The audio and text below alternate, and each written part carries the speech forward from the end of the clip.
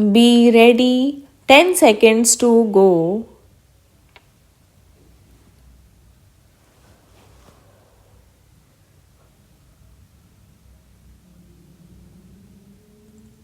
Start. I have great pleasure in welcoming you to this seminar to discuss the contribution of Gandhian outlook and techniques to the solution of tensions between and within nations. I am particularly happy that so many distinguished men and women from so many countries have responded to our invitation. The subject for their deliberations is one which is of overriding importance in the modern world and immediately concerns all individuals of all nations.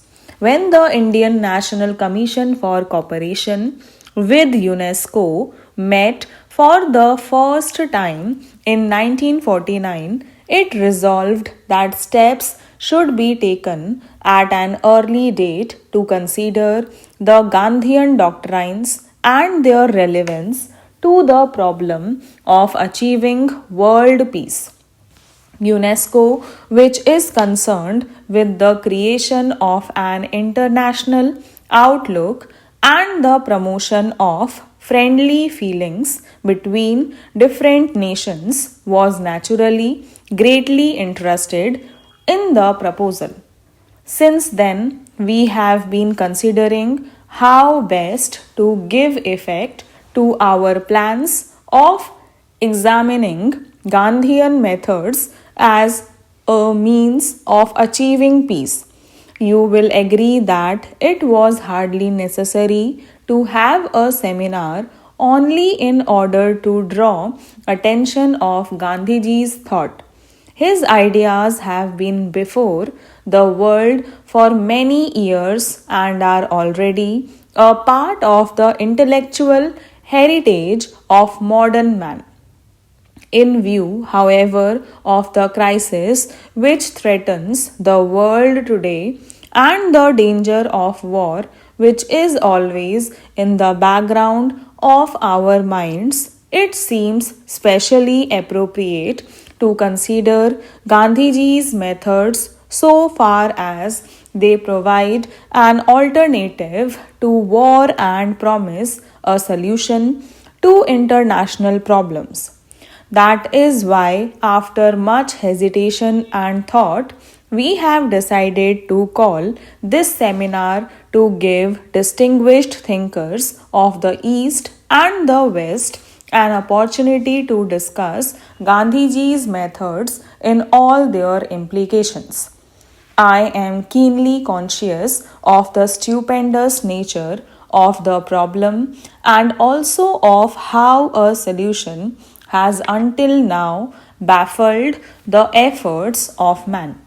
It is therefore in a spirit of humility that we have organized this seminar in the hope that the cooperative efforts of thinkers from so many countries may throw some light on our pressing problems and suggest some method of dealing more satisfactorily with the problems of war and peace.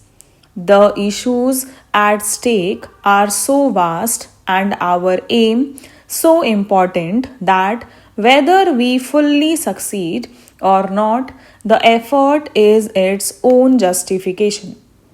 This we have to understand now. The progress of science itself makes it the more urgent to find a solution to these problems. In the past, wars were often due to the fact that man's lack of knowledge did not permit him to utilize to the full the resources of nature. One nation or group could therefore satisfy its needs not only by depriving others. If food or fodder was scarce, the only means of overcoming this shortage lay in forcible occupation of the fields or pastures belonging to others. Today, the progress of science has created conditions where all legitimate demands of man can be satisfied. We can now live in an economy of plenty rather than one of want. Secrets of nature have been revealed one after the other, and those have made available to man the immense wealth of her hidden resources.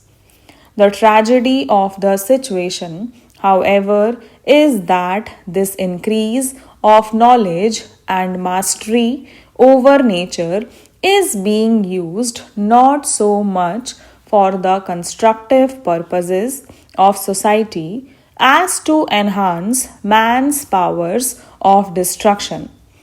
The energy of the atom has been unlocked, and this can bring within the reach of all comfort and plenty. We are, however, concentrating on the use of atomic energy mainly to create terrible engines of destruction. Wireless has brought all mankind nearer to one another, but instead of using it to strengthen the bonds of fellowship among men, we are using it as an aid to a propaganda of hatred and discord. Aeroplanes are being used to primarily to develop our offensive in aerial warfare. Greater knowledge of germs and bacteria promises mastery over disease and suffering, but such knowledge is often being sought to develop their use as weapons in bacteriological war. Not that these discoveries have no beneficent use, but such use seems subsidiary to the main purpose of employing them as weapons for the destruction of humanity.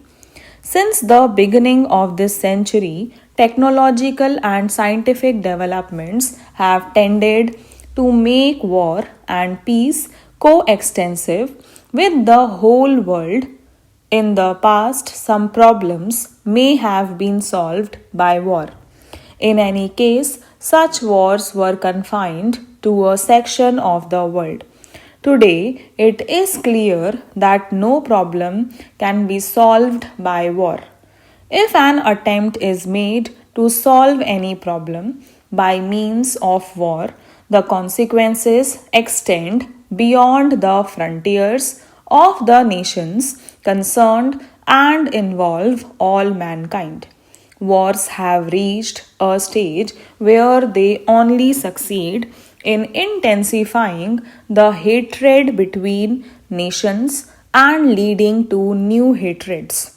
Thus, the only consequence of war today is to enhance the impulse to revenge and destruction to become a basis of conflict.